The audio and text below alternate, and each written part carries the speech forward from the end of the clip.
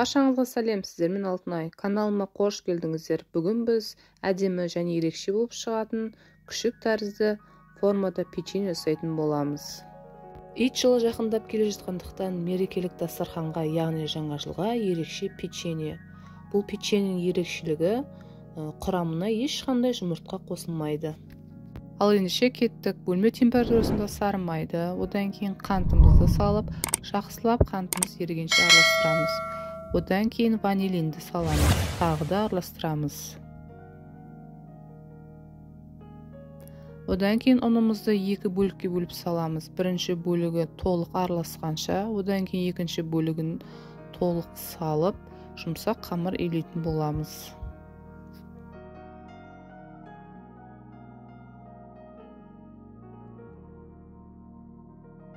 Дайын болған қамырымызды теңдей екі бөлікке бөлеміз. Бірінші бөлігіне какао саламыз. Какао салып, илеп шығамыз. Шоколад тәріздес болғанша. Қамырларымызды целлофанға салып, тоңазытқышта 30 минутқа қойып қоямыз. 30 минут уақыт өтті. Ұнды сеуіп, қамырымызды жазамыз.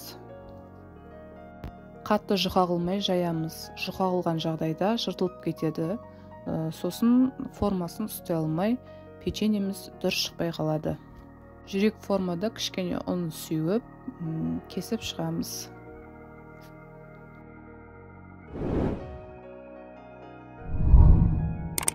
Формада кесіп болған соң пышақтың ұшымен аламыз. Мінекей осындай әдемі жүрек формада шықты. Жан-жағындағы қамырларды қайтадан біріктіріп, тағы да жайып, жүрек форманы жасайтын боламыз.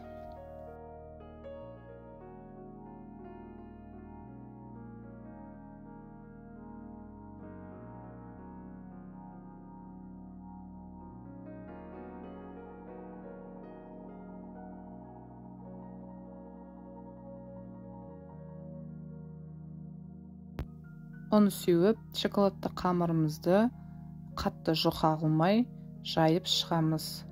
Бұны да жүрек формада кесетін боламыз.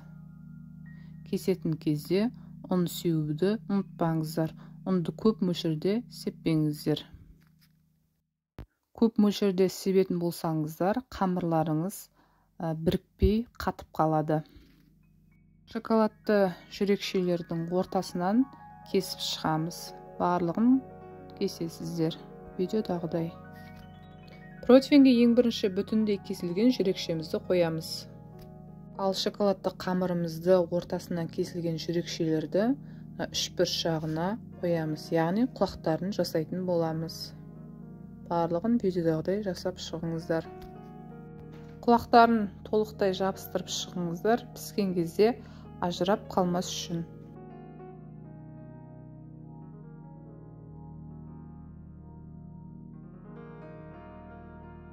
Ал енді шоколадты қамырдан күшіктердің көзі мен тұмсығын жасайтын боламыз. Видеода көрсетілген.